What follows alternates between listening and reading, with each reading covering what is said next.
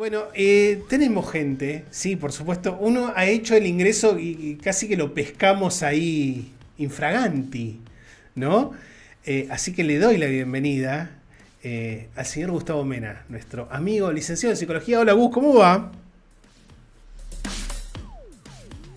Hola Michael Scott. Bueno, creo que pide cambio. Leo está quemado. Tiene que tomar la conducción Michael porque si no, así no va. Mira, yo hay una palabra o una frase que utilizaba sobre todo con mi amigo Leo Margo, que la voy a empezar a utilizar en algún momento con el señor Scott, que es temo por tu salud. Bien, después de tanta cuestión de la cual se ocupa, a veces temo yo por la salud de mis amigos, y bueno, Mike Scott no es la excepción. Tengo al otro invitado, ¿no? Sí. Está, me parece que con algún temita de audio, me dicen. Así que vamos a hacer, sí, producción en vivo va a ser esto. Así que le doy la bienvenida a otro amigo de la casa, al señor Sebastián Saborido. Hola Seba, ¿cómo te va? Hola Javi, ¿qué tal? No sé si me escuchan bien. Pero ahora te escuchamos impecable y yo le voy a pedir a Michael que me diga si está todo perfecto. ¿Sí? Sí, estamos bien, perfecto. Muy bien, ¿cómo va Seba? ¿Todo bien? Bien, bien, bien. Contento de poder charlar con ustedes y bueno, disfrutando del sol acá en Mendoza, que la verdad que está muy lindo el clima y el día para disfrutar. Pero te sacamos del sol. Sí, sí, sí, un ratito adentro. Bueno. Pero bueno, no, hoy era un día para paseo acá, la verdad que, bueno, un lugar hermoso y con este clima soleado, la verdad que, bueno, nada, pasándola bien. Muy bien, me parece muy bien. Lo que vamos a hacer a partir de ahora, le vamos a explicar a la gente que con el señor Mena dijimos, bueno, abramos un poco el juego de algunas cuestiones que tienen que ver con la psicología deportiva y por eso obviamente lo convocamos a Seba. Yo voy a hacer un par de declaraciones. Vamos a hablar un poco de construcción y gestión de equipo, que es el tema que Seba nos propone para hablar, que yo creo que es un tema que le gusta. Y es más, voy a decir algo. Yo creo que es un tema con el cual, esto no lo sé, es una intuición nada más. A ver. Es un tema con el cual ha discutido él con Gustavo en algún momento. De sus carreras, bien, o incluso hasta en charlas informales. También lo que voy a decir, bien, esto no lo hablé ni con Gustavo, ni con Sebastián, ni con Azu, es no va a haber nombres propios. Perfecto. Bien, no vamos a poner en compromiso a nadie. Bien, no pidan del otro lado, les digo, no pidan nombres propios, no va a pasar. No va a pasar.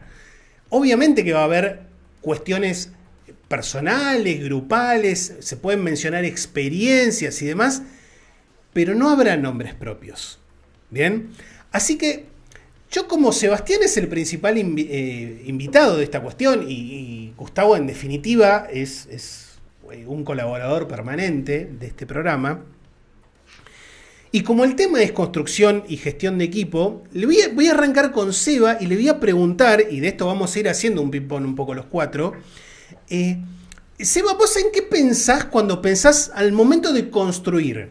Independientemente de si vos hablás de construcción de equipo en un club en el cual ya has estado una o dos temporadas antes, o si sos un recién llegado y tenés que adaptarte a un club, a jugadores que no conocés o que de repente conocés y hace mucho no los dirigís.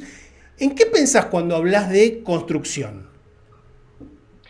Bueno, lo primero que se me pasa por la cabeza es contexto, que es un poco lo que vos acabás de decir de alguna manera, ¿no? La parte diagnóstica del contexto en el cual vos comenzás a trabajar, la construcción del equipo dividida, obviamente, en el equipo de trabajo con el cual te vas a encontrar o tenés que construir, que es el cuerpo técnico. También la relación contextual con el objetivo del dirigente que te contrata.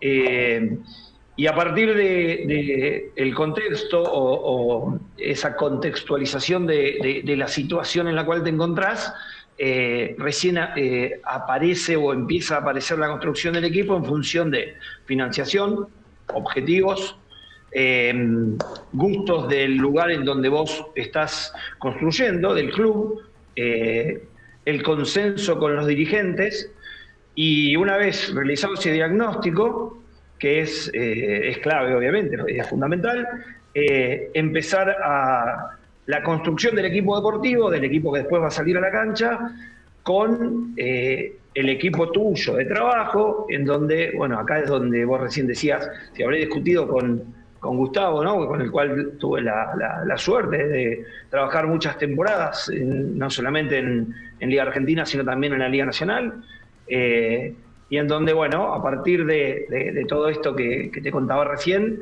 empieza el trabajo de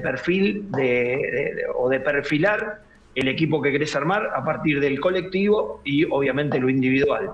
Me parece que como introducción pasa un poquitito por ahí, y acá también es importante el determinar qué roles a cada integrante de tu cuerpo técnico le das vos en la construcción del equipo.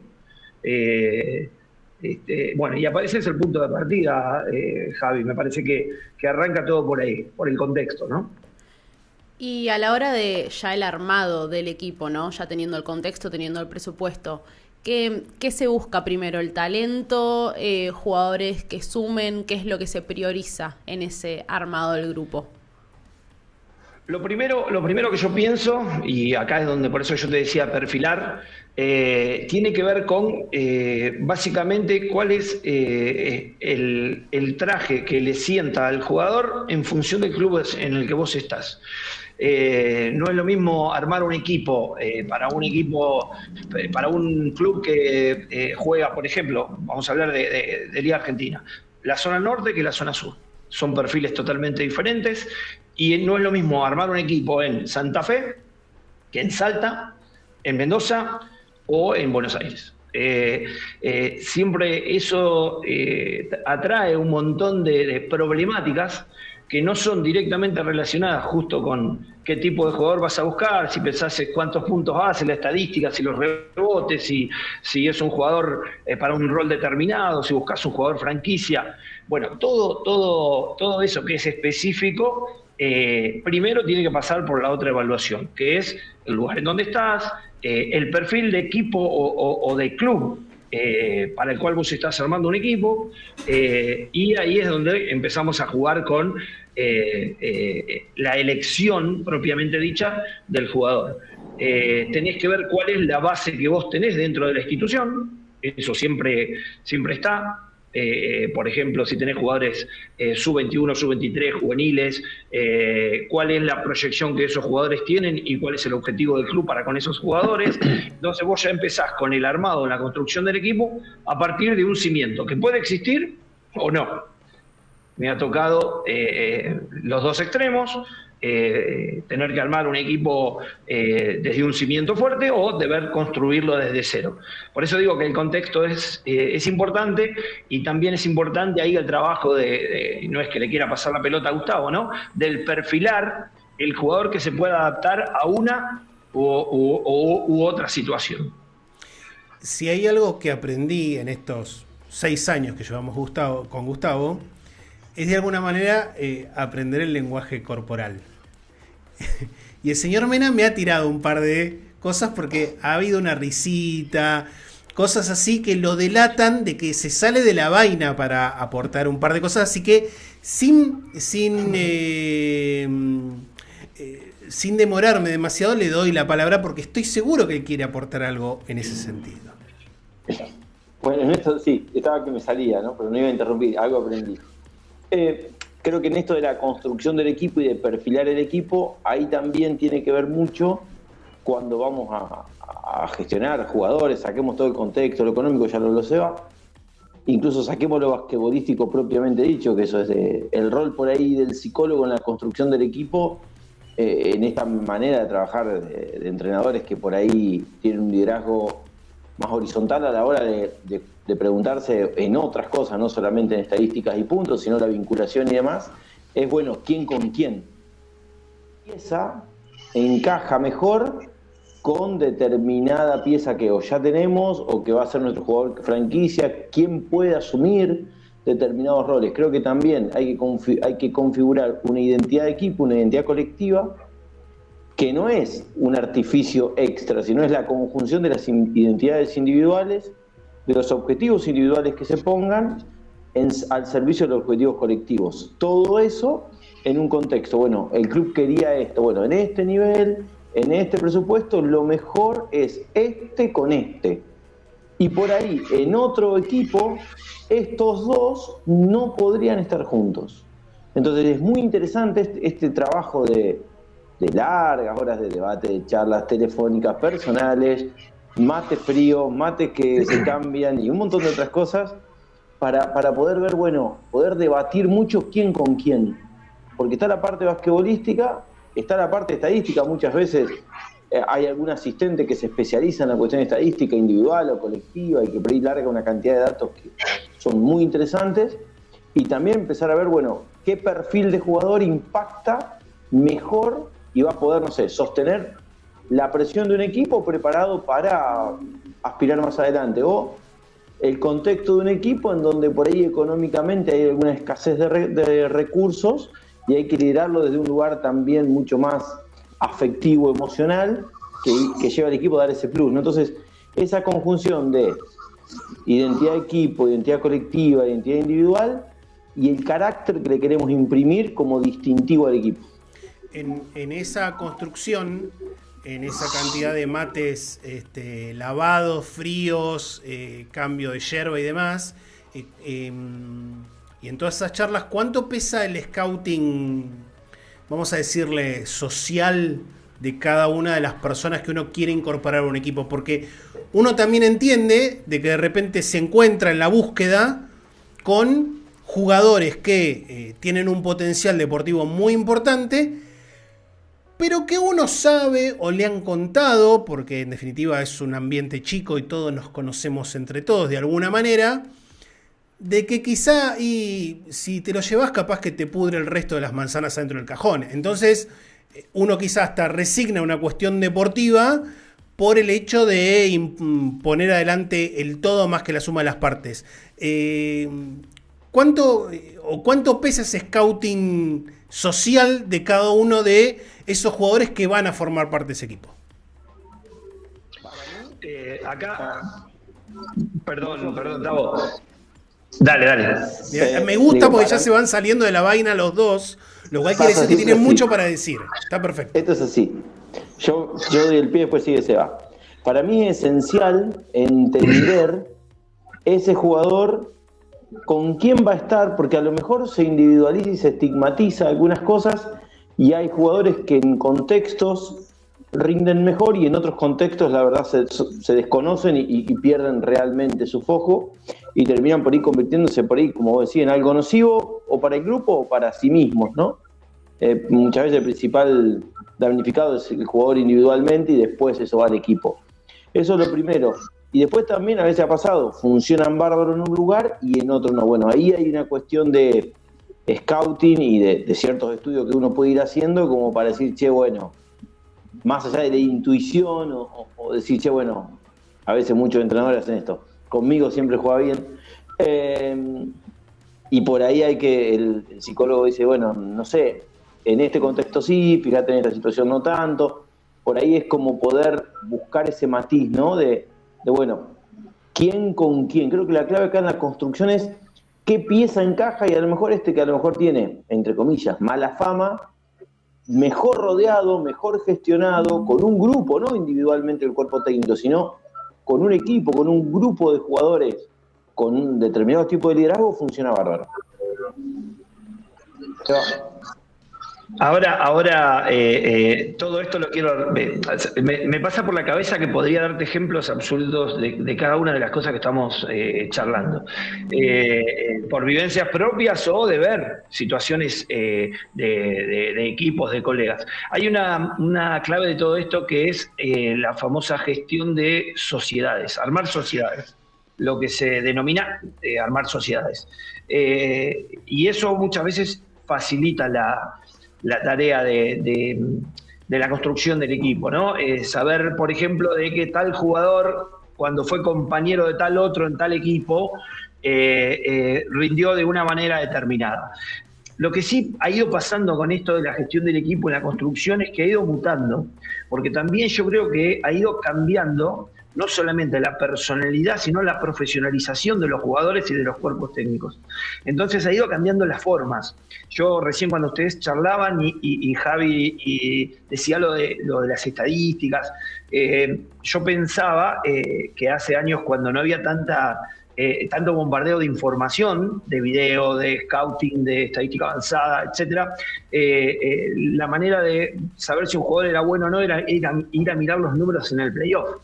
Y con eso a veces bastaba para contratar un jugador, lo cual no garantizaba en absoluto su rendimiento posterior, porque todo el contexto por ahí, que era diferente, no se tomaba tan en cuenta. Entonces, todo el crecimiento, la profesionalización de todos los estamentos que conforman hoy el deporte profesional ha hecho que todo esto sea análisis. Pero también hay un contenido y una evolución social. Hoy los chicos, bueno, digo, los jóvenes, los jugadores son diferentes. Entonces también hay que saber gestionar egos, hay que saber gestionar en que, sobre todo nosotros que somos una generación de entrenadores un poco, digamos, más vieja que los jóvenes hoy, esto de la gestión del equipo primero, ¿no? Hoy es también importante en esa búsqueda intentar perfilar por ese lado.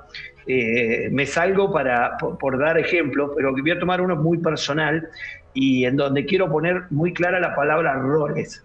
Muchas veces en la identificación de los roles y en la gestión del equipo, encontrar el rol de cada uno te colabora en el éxito. Obvio que después el resultado manda y muchas veces cuando se dan resultados positivos en momentos de quiebre de temporada, los grupos se fortalecen.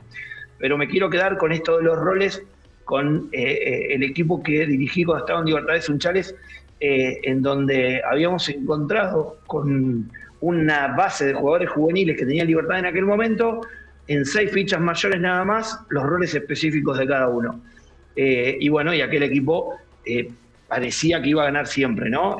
Fue después el que ganó Super 4 y ascendió a la Liga Nacional, pero los roles estaban totalmente individualizados. Y cada vez es más difícil esto de encontrar roles en la formación de un equipo. Espero no haberme ido muy largo. No, estamos bien, venimos bien. Y con respecto a los roles y a los egos que mencionabas antes, ¿cómo gestionás los egos a la hora de definirle los roles a los jugadores? Porque muchas veces quizás a alguno, no sé, no le gusta el rol que le toca, no está acostumbrado y bueno, es tarea quizás de ustedes hacérselo llegar y que lo entienda. Es una muy buena pregunta porque a mí me parece que acá juega, y Gustavo me hará que sí o que no, la famosa frase: el que avisa no traiciona.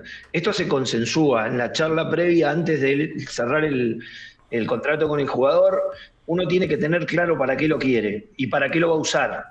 Y eso tampoco te garantiza que el jugador después se va a adaptar a lo que vos pensabas, pero es un consenso previo antes de comenzar la temporada. Después puede ir mutando y un jugador que vos contratabas con un rol por ahí secundario termina teniendo un rol más importante o viceversa, ¿no? Y ahí es donde está la gestión y ahí es donde empieza el trabajo colectivo, en donde suena el teléfono y dice: che, Gustavo, mira, ¿te acordás que lo trajimos a tal para que haga tal cosa y ahora quiere hacer otra?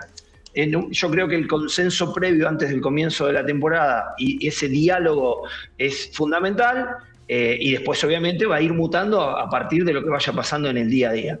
Pero al principio es donde todo... El armado del equipo y lo que pasa antes de comenzar la temporada direcciona el 70% del éxito o fracaso de lo que después va a ser una temporada, obviamente en función de objetivos, contextos, etc. ¿Cus? Casi siempre en la charla con el entrenador, el jugador dice que sí al rol ofrecido.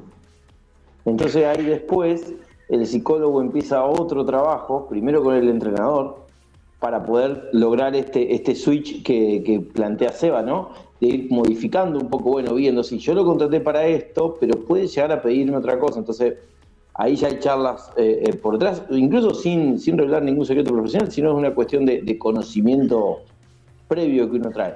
Después, con el tiempo, bueno, yo tengo mis herramientas de diagnóstico como tiene el profe, como tiene una nutricionista o un nutricionista, para medir algunas cosas. Entonces uno puede ir sin individualizar directamente, dándole herramientas al entrenador para gestionar de mejor manera los roles, tanto a nivel grupal, social y de comunicación, como también la parte a nivel de equipo deportivo, ¿no? O sea, esto de la toma de decisiones en la cancha, e incluso quién por ahí maneja de mejor manera o le pesa menos la presión de un cierre, quién tiene por ahí habilidades comunicacionales mucho más adquiridas y elaboradas y quién por ahí le cuesta más, quién necesita una charla de reajuste seguido y quién necesita, se lo dijiste una vez y lo va a entender, y si no lo va a entender, así se lo diga 1500 veces, no lo va a entender.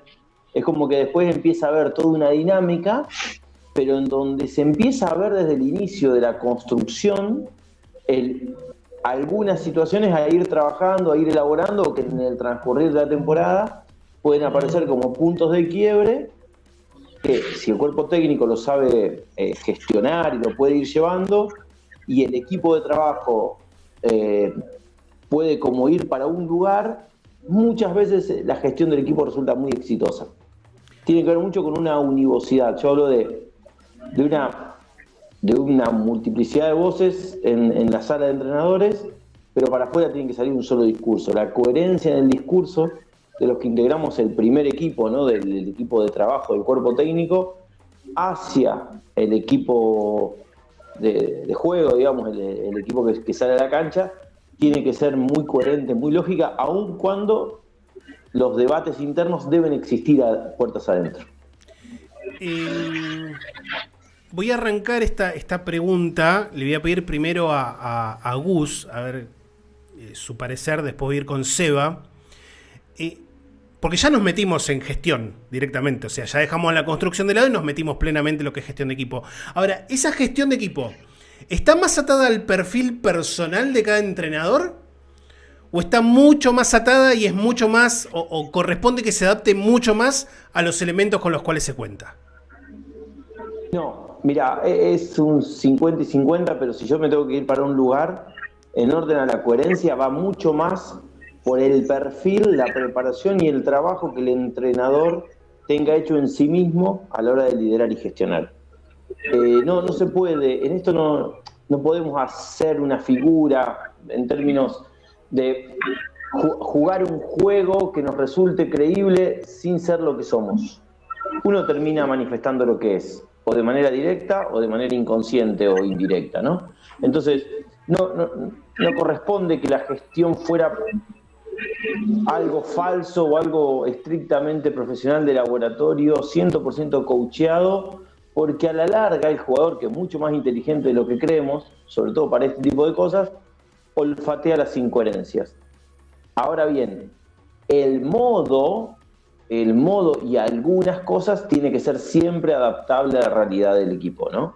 O sea, hay equipos en donde alguna gestión un poco más dura, más inflexible, funciona bien y por ahí se puede correr un poquito el entrenador, y otros que por ahí a demasiada presión, demasiada exigencia, podemos romper el equipo. Entonces tiene que ver el estilo de personalidad y el estilo de liderazgo y de gestión es del entrenador, y después ahí hay un espacio en donde se puede ir adaptando las herramientas, pero sin perder la esencia. Creo que una de las cosas que me ha pasado es por ahí que el entrenador requiere a veces ser tan coacheado que deja de ser él, ¿no? Entonces digo, esto no es lo que estoy buscando en mi trabajo, ¿no? Y al equipo le llega algo que es a lo mejor lo que uno diría, no lo que el entrenador diría.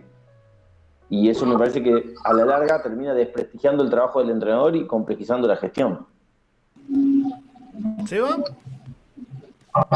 Lo horizontal que Gustavo recién remarcaba al principio de la charla ahora se transforma en vertical, y yo creo que pasa esto. Vos fíjate que te lo voy a poner en algo terrenal. Muchos entrenadores suelen, cuando se da esto mucho de cambiar de clubes, suelen llevarse jugadores que los llamamos, me voy a llevar a tal que es de mi palo, lo cual va a garantizar una comunicación fluida, ¿sí?, dentro de las posibilidades que te permita el armado para después poder gestionar el famoso vestuario durante una temporada larga. Son muy largas las temporadas en la Liga Argentina y infinitas las problemáticas que pueden aparecer. Pero sí, obvio que comparto con Gustavo, porque lo hemos discutido más de una vez, lo que uno no tiene que perder es su esencia. Tenés que ser vos.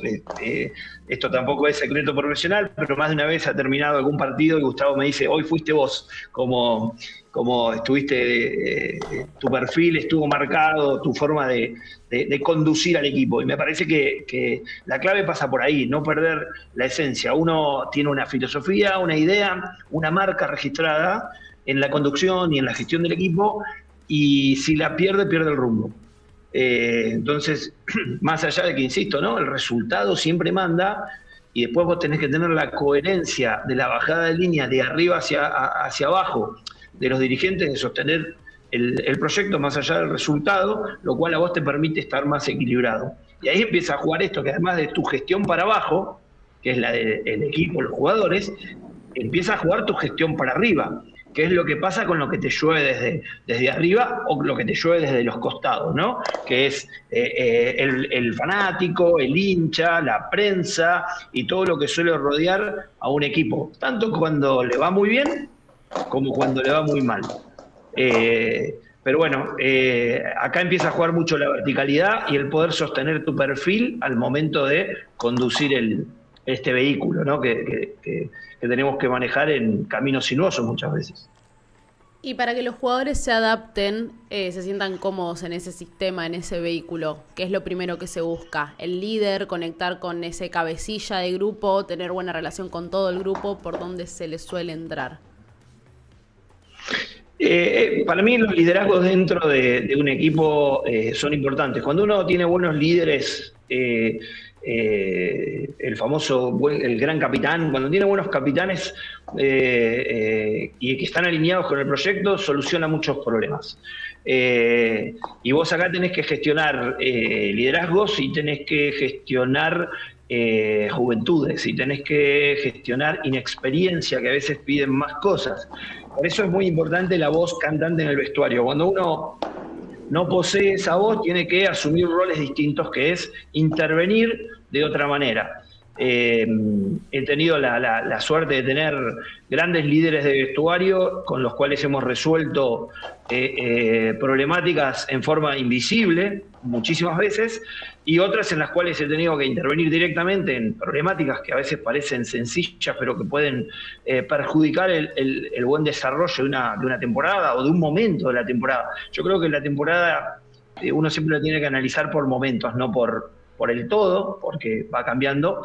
Y bueno, y ahí es donde empieza a jugar la gestión de tu equipo de trabajo, ¿no? Hay entrenadores que son absolutos en su conducción, que la única voz que sirve es la propia, y hay aquellos que por ahí tienen más horizontalidad, como decía Tavo, en algunos momentos, y permiten la interacción de las diferentes ramas del cuerpo técnico para ir solucionando pequeños detalles.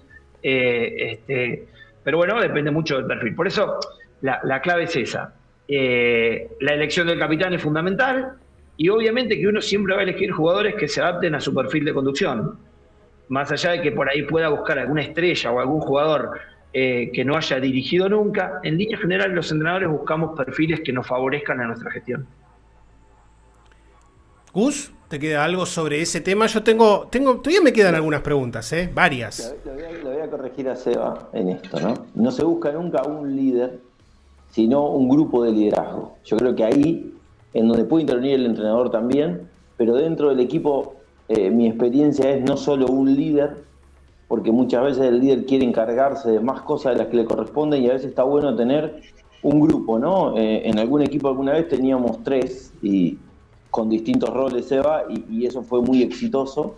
Esa mesa de café era muy, muy provechosa para gestionar problemas reales que sucedían, y algunos deportivos y otros no. Y la verdad que es para escribir algunas cuestiones, ¿no? de un liderazgo compartido, con un capitán bien marcado, pero 2 subcapitanes muy, muy claros en su rol, con muy distintas personalidades. Entonces, siempre, y después hay mucho escrito, ¿no? No puede haber un solo líder, tiene que haber varios, y es clave la comunicación del entrenador con los líderes. ¿Para qué? Para llegar con mayor claridad, con mayor fuerza, con mayor interés y y efecto, no me salía la palabra, hacia la totalidad del equipo. Eso es por un lado. Y después también otra cosa interesante a la hora de la gestión es que, bueno, en esto de la horizontalidad que habla Seba, a veces, y en esto que él dice, es real, hay entrenadores que te dicen, che, habla con tal, y ni te preguntan, y lo único que esperan después es, ya hablé, ni te preguntan de qué, ni cuánto tiempo, ni nada. Y bueno, esto habla también de una construcción de un equipo de trabajo previo, en confianza, en comunión, en una cierta sinergia en pos de que tenemos claro hacia dónde. O sea, si va el asistente a hablar con alguien que por ahí tuvo algún mal entrenamiento o algún entredicho, el entrenador no debería tener que estar sospechando alguna cosa rara porque el asistente está en línea con el entrenador. Se habla el psicólogo, si por ahí se quedaron más tiempo hablando con el utilero en utilería tomando un mate, o tienen re buena onda con el profe. En esa línea tiene que ver con esta horizontalidad para después llegar a una verticalidad que son los objetivos, ¿no? Creo que lo mejor del equipo es el logro del objetivo común. Hasta acá todo muy lindo, la teoría está todo bárbaro, ustedes dos tienen las cosas muy claras. Ahora estamos en competencia, ya metidos en competencia, ¿cuesta más gestionar en la victoria o en la derrota? Gustavo Mena. Es muchísimo más complejo, y acá decir que estoy lejos de Mendoza, si no me tiro con algo, es mucho más complejo gestionar en la victoria. ¿Por qué? Porque en este contexto las victorias crean una realidad que muchas veces no va a ser la de siempre. Y es muy complejo pinchar un poquito, che, esto no va a ser siempre así, fortalezcamos. Es más, muchas veces el equipo entra a veces en una dinámica tan positiva en donde puede llegar en algún momento clave a bajar la guardia, ¿no? O a no prepararse lo suficiente porque empieza a generar una pseudo confianza, ¿no? Un cierto cancherismo, digamos, que en el fondo hace que trabajemos menos, que al psicólogo no le demos bolilla, que bueno, no levantamos todas las pesas que hay que levantar, vamos a entrenar pero sobrado, y eso es mucho más complejo porque no hay un real que pueda ajustar. En la mala vos tenés un real, que es, miramos la tabla, muchachos, no somos Boston Celtics. Entonces es como que desde ahí vos podés gestionar otras cosas. Obviamente el lado negativo de las derrotas es que siempre la inminencia va el corte del cuerpo técnico primero, ¿no? Como opcional, y eso también es un fantasma, pero que es real, que puede pasar, ¿no? Pero yo creo que a la hora de la gestión de toda una temporada, las victorias son complejas de gestionar desde mi lado, ¿no? Ahora, esto, antes de darle el pase a Seba, digo, se choca un poco con una vieja frase, no vamos a decir del básquet ni del fútbol, sino de los deportes colectivos en general, que es que siempre es más fácil construir desde la victoria, pero al menos en lo que estamos hablando ahora, que tiene que ver con gestión de equipo, parecería que no. No, pará, construir sí, gestionar no. Bueno, ahí tenemos un choque, no sé cómo lo maneja Seba. Yo no por nada elegí y siempre que puedo elijo trabajar con Gustavo. Yo comparto que lo más difícil de gestionar es la victoria. Y te voy a explicar por qué desde mi punto de vista. Porque ahí aparecen problemáticas que no se ven o que uno no las ve o no las quiere ver porque parece que porque ganás está todo bien. Entonces aparecen los conflictos de por ahí individuales de algunos jugadores que en la victoria tienen menos protagonismo del que deberían, empiezan a perder su confianza. Como ganás, esos problemas no se transmiten y empiezan a ser invisibles y son como pequeños granos de pus que en algún momento van a reventar. Y un poco lo quiero relacionar con la pregunta que me decía Azul hace un rato. Uno tiene que estar muy atento, uno no puede perder de vista en la victoria el tratar de leer las problemáticas y de la gestualidad y lo que pasa en el día a día. Comparto con Gustavo, es mucho más difícil gestionar la victoria, lo que pasa es que la derrota es más dolorosa. Pero en la derrota es como que los trapitos salen al sol muy rápido, entonces la problemática es muy directa. El foco del ataque de lo que tenés que solucionar, más allá de lo deportivo, lo basquetbolístico, el por qué no ganás, si la metés, si no la metés, o los conflictos que puedan aparecer, son muy marcados. en cambio en la victoria se ocultan. Por eso es muy importante esa gestión, y más de una vez grandes equipos ganadores terminan con conflictos o terminan no pudiendo ganar en el momento que es más importante de la temporada, que es cuando tienen que ganar. ¿Azu? No, bueno, iba a preguntar justamente qué pasaba cuando el equipo se metía en una racha negativa, pero bueno, es un poco lo que nos iba contando Seba ahí. No, le quería preguntar a Gus cómo desde su lugar se prepara para gestionar temporadas tan largas en estos casos como lo es una liga argentina, en el que quizás victoria, derrotas, rachas más positivas, más negativas, más cortas, más largas. ¿Cómo lleva adelante los ánimos del equipo en general? Mira, está buena la pregunta, nunca me la hicieron. Yo te diría que con el tiempo he aprendido también a tratar de llegar al punto máximo de confianza, de relación y de escucha cuando empiezan playoff. Es como que hay que tratar de llegar ahí teniendo a los 12 jugadores o a los 15, incluso si logramos tener 15 para entrenar, en el puño, que mi palabra tenga valor para ellos, que la confianza esté dada para que puedan tomar alguna palabra mía, para que puedan estar más cohesionados, para que si les tocó tener poco protagonismo o no el protagonismo esperado, estén listos, porque probablemente en playoff, con los niveles de exigencia que tiene la Liga Argentina, vamos a necesitar esa carta oculta que aparezca, ese distinto que rompa el scouting.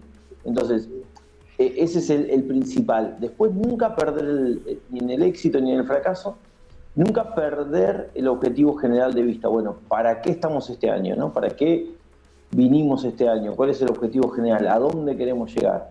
En las rachas buenas, a copiar información, tanto de los posibles focos de conflictos, caras, gestos, situaciones. Miles de anécdotas tenemos con Seba y con un montón de entrenadores, y que uno ve cosas que por ahí nadie ve en las victorias, pero en la victoria el trabajo más grande es, yo que vivo en el campo, es acopiar, ¿no? En los campos están los silos. Bueno, guardar buenas sensaciones para los momentos malos. Y en los negativos tratar de volver o al menos resignificar alguna de esas cosas buenas que dejamos de hacer y ver cómo poder volver a hacerla de la manera más rápida y más pronta posible. Quiero volver a algo que mencionó Seba recién y respetando eso de no hacer nombres propios. Él comentó muchas veces que obviamente gestionar en la victoria es mucho más complicado, apoyándose en lo que decía Gus y en algo que dijo ahí, que lo vamos a cortar para el spot de Gus en la radio, que dijo: por algo elijo trabajar con Gustavo. Debería de estar en el spot de Gus. Pero sin mencionar nombres propios, digo, alguna experiencia de algo que hayas tenido que gestionar de repente con algún jugador que había llegado con un rol específico, quizá mucho más protagonista, pero que después el equipo empezó a tomar una senda de la victoria sin ese jugador con protagonismo. ¿Cómo se hace justamente con la victoria como mayor activo, como para reformular el rol de ese jugador y sobre todo, y me parece que ahí también va la cuestión de gestión, para mantenerlo contento? Porque vos en definitiva, o Seba, vos en definitiva lo que querés es, este tipo es parte del equipo, quizá no tiene el protagonismo que hablamos al principio de la temporada, o los acontecimientos llevaron a que no tenga ese protagonismo esperado, pero sin embargo vos sabés que lo tenés como activo y el tipo tuvo que cambiar su rol. ¿Cómo se hace en ese sentido? La comunicación es fundamental y en tiempo y forma, no esperar a que la bomba explote. Yo dije un mal ejemplo de un grano, dije, ¿no? Pero a que empiece a salir pus para intervenir. Ahí, por eso yo te decía que hay que estar muy atento. Te lo puedo marcar con un montón de ejemplos que nos ha tocado vivir. Me ha pasado, por ejemplo, con jugadores extranjeros, ¿no? Que el equipo venga con récord positivo 7-0, ganando todos los partidos, y de repente que el extranjero suba a la oficina a hablar con el cuerpo técnico disconforme por por su protagonismo, por su rol o por lo que fuere. Entonces digo, si uno se queda con que el resultado es bueno, entonces está todo bien, comete un error. Y uno tiene que sostener, digo un extranjero, pero puede ser un nacional, a ese jugador que es importante para la estructura del equipo. Gustavo recién decía lo de acopiar, guardar y siempre tener en carpeta esto de, con ese caso particular del jugador que venga por el reclamo o con su bajo rendimiento en el momento, tenerlo activo para saber de qué él es importante y va a ser importante en algún momento de la temporada. Y repito la palabra momento porque creo que la dije varias veces, la temporada se gestiona por momentos, no se gestiona en todo. La temporada está cargada de momentos diferentes.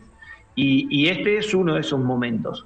Me sale de la cabeza nombres propios para darte 10.000 ejemplos. No, yo creo que podemos ir por el ejemplo en tanto y en cuanto sea un ejemplo positivo, bien, y no estemos exponiendo por demás una situación privada, si se quiere. Te voy a contar una anécdota de que me pasó en la Liga Nacional con Diego Figueiredo, hoy base de Quimsa, jugador la rompe toda. Bueno, con Diego tuve una situación en un momento en Libertad Sunchales, en donde pasaba principio de temporada, en donde en ciertos momentos de los partidos yo elegía jugar con otro jugador que era juvenil en aquel momento, en algunos pasajes de juego, ¿no? Y no lo hacía con Diego, que era un jugador mayor, importante. Bueno, y Diego me lo planteó. Vino un día, Seba, mirá, yo quería saber qué es lo que pasa. También es importante cómo el jugador ataca el problema, ¿no? Y en ese caso Diego es un excelente jugador, excelente pibe, y compartimos aquel equipo y es un genio, Diego. Y vino y él atacó bien el problema, no lo habló conmigo, yo le di las explicaciones, después las puede aceptar o no el jugador, esas explicaciones que el entrenador le da. Y bueno, Diego termina siendo después en la temporada un jugador fundamental para aquel equipo de Libertad, pero tuvo que pasar ese momento en el cual yo elegí a otro y lo hablamos y lo gestionamos. Y creo que hay una gestión mutua del entrenador y también cómo el jugador interactúa ante una situación de conflicto, que por ahí para el jugador era un conflicto jugar poco o no jugar en los momentos calientes del partido, y él estaba preparado y quería jugar. Y bueno, fue un ejemplo concreto. De eso te puedo dar 1000 situaciones en diferentes momentos de temporada.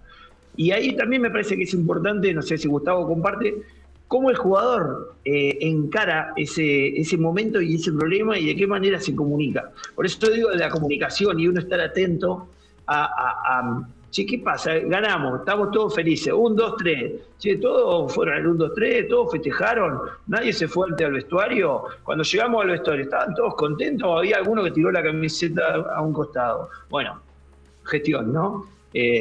Miles de ejemplos y de cosas y anécdotas para poder contar. Me parece que lo importante acá, Javi, es siempre estar atento. Y obvio que se pueden escapar cosas, ¿no? 2 apuntes. La primera es la capacidad del jugador viene directamente de la inteligencia emocional y comunicativa que tenga. Esto es, bueno, cuánto trae, ¿no? En los diagnósticos que uno puede ir haciendo va viendo un perfil emocional del equipo y va viendo un perfil individual y va viendo por ahí, por ejemplo, a veces desde mi lado, un che, te vi, ¿qué pasó? Así como por ahí a Seba le digo, che, hoy fuiste vos. Por ahí algún jugador le digo, che, te vi raro, sin que sepa el entrenador principal, no tiene por qué saberlo, es mi trabajo, ¿no?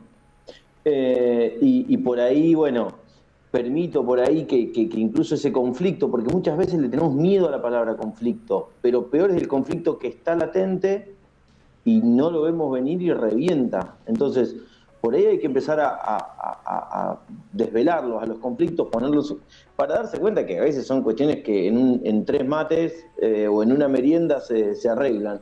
Entonces, muchas veces en eso, después brindarle al jugador a veces, no solo al entrenador, herramientas para ir a hablar al entrenador. Che, ¿por qué no lo hablas? Che, ¿por qué no esperás ahora que tenemos la gires y toman un café? O salen a caminar, o vas a la habitación y charlan y le planteás esto. por ahí después el entrenador principal me dice, che, dice, me vino a hablar Javier. Yo ya sabía que iba a ir a hablar Javier. ¿Me explico? Pero es como tratar de generar esa confianza para poder entender que estamos todos por lo mismo, obvio, y acá a veces está mal entendido. Es necesario que el jugador tenga ego, quiera la pelota, quiera jugar. Yo prefiero que me vengan a decir que quieren jugar más a que se me escondan y no quieran jugar. Pero digo, también es importante el ajuste y la gestión para poner ese ego al servicio del equipo. Antes de darle la pausa a Asu para una pregunta más, tenemos un par más. Este tipo de espacios que tanto me gustan, y ahora que lo estamos compartiendo no solamente con Gus, sino también con Seba, y vendrán otros, me parece que sirven para dos cosas. Primero, para que nosotros aprendamos un montón de este tipo de cuestiones. Muchísimo. Y también me parece, y ahí Gus y Seba también podrán acotar lo suyo, si es que les parece, para desmitificar un poco esto de que los equipos, porque muchas veces el aficionado cree que los equipos que andan bien, todos se llevan bárbaro, todos son amigos, salen de la mano de las canchas, no se pelean, no hay discusiones, bien, todos están de acuerdo con el tiempo que juegan, con los tiros que toman, con el jugador al que defienden. Eso no pasa. No pasa, no va a pasar.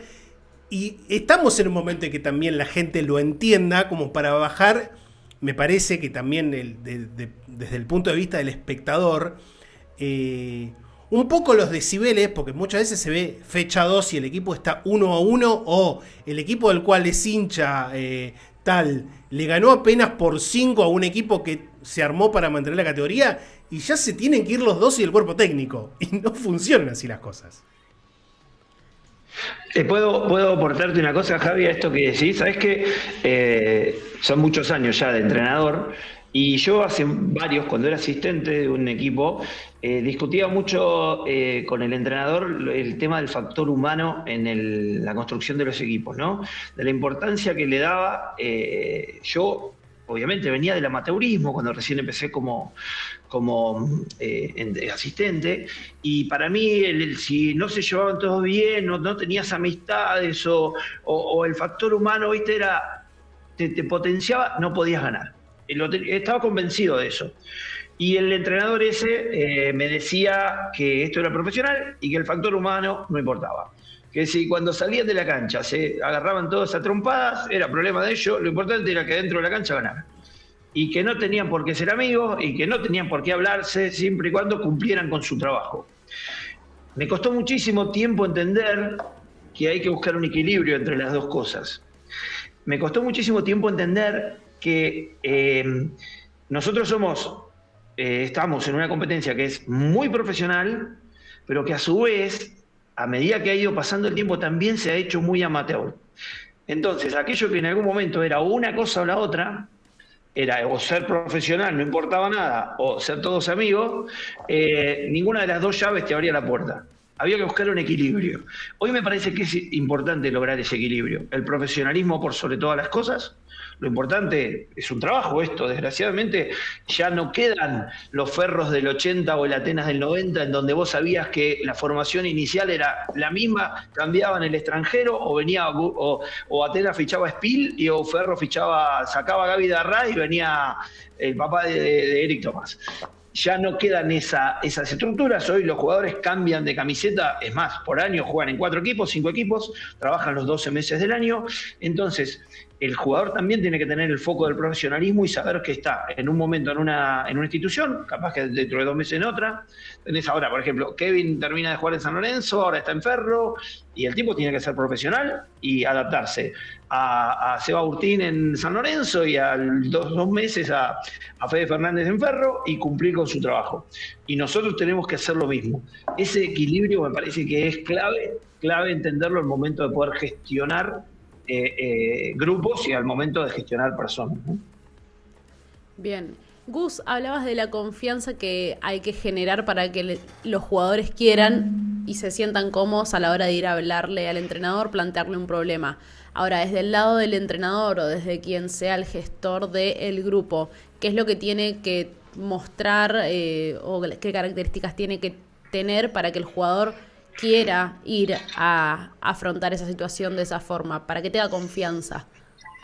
Bien, saquemos que tiene que saber de básquet, porque si no, habla con cualquiera. Desde lo humano y desde lo psicológico, para mí lo esencial es la coherencia entre lo que hace y lo que dice, y sobre todo lo que continúa haciendo en orden a lo que le dijo la primera vez. Entonces, eso es el primer canal de confianza, es la coherencia. Después también, y va de mano a mano la coherencia, es el mantener la misma posición y la misma relación individual y colectiva con los integrantes del equipo en la victoria o en la derrota. Esa cuestión de, lo cuenta Phil Jackson en 11 Anillos, ¿no? Junta agua y corta leña. O sea, te va bien, desde los montes allá de donde es su familia, ¿no?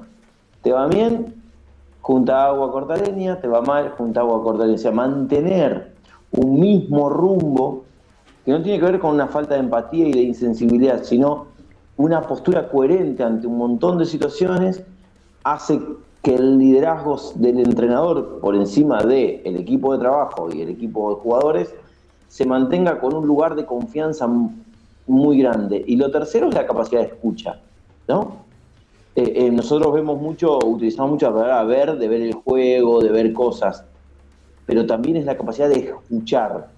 El entrenador de guardia baja que escucha, que deja la puerta abierta de su oficina, que atiende el teléfono a un jugador, que alguna vez comparte una merienda, comparte una cena para charlar de básquet, que comparten un partido.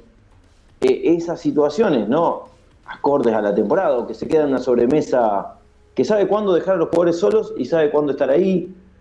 Todas esas conductas hacen a que el jugador se sienta mucho más cercano al entrenador, capaz de ir a decirle, che, no, mira, pude hablar y pude sentirme escuchado. Después, siempre terminamos así con Seba las conversaciones, define el entrenador, ¿no? Siempre es, bueno, Seba, define vos. O sea, ¿por qué? Porque es el head coach, en este caso. Seba, ¿algo para agregar a esto? Tengo una última yo. No, lo completo con lo que decía Gustavo. Después al que echan es al entrenador, así que... Tratemos de que no. En la medida de lo posible. No. Casi todas las conversaciones terminan así. Seba, mira, hay un tema, voy a contar una anécdota. Cuando trabajamos juntos, el día previo al partido, y no es una cuestión de costumbre ni nada, sino que es una herramienta para ayudarlo a él también y para yo saber para dónde apuntar en el trabajo en el equipo, es cómo lo vamos a ganar hoy a la noche. Entonces Seba me cuenta lo que pensó que va a hacer. Entonces yo ahí voy teniendo 3 o 4 tips para después reforzar a los jugadores y tiene que ver con eso, ¿no? Y le ayuda también a él a repasar y a comunicar, ¿no? Y en el último de los casos siempre vamos, bueno, y si sale mal, bueno, el que te echan es a vos. Después nos vamos todos, porque uno tiene código, pero en el fondo es siempre así. La última. Le voy a pedir primero a Seba que me conteste, después a Gus.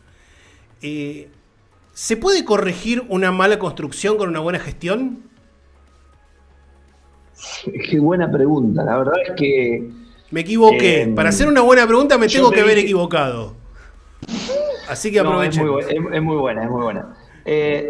Viste que cuando arrancamos la charla yo creo que dije que el 60 o el 70% de lo que pasa en una temporada es la construcción. Entonces, el ir corrigiendo el rumbo muchas veces depende de las herramientas que tengas.